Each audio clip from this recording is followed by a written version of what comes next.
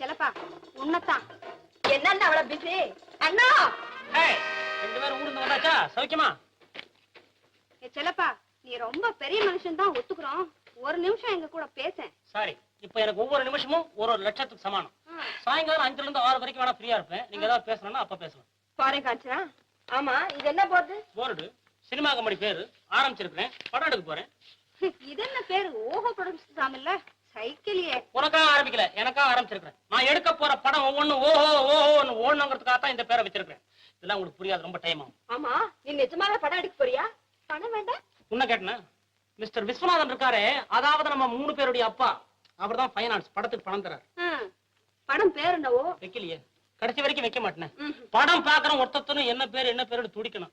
கேள்விக்கிறோட விட்டாலும் விட்டேன். அதுல நடிக்க போறது யாரு? கதை யாரு? டைரக்டர் யாரு? இவ்வளவு பெரிய டேபிள போட்டு உட்கார்ந்துருக்கேன். நான் என்ன மடைனா? எல்லாமே நான் தான்.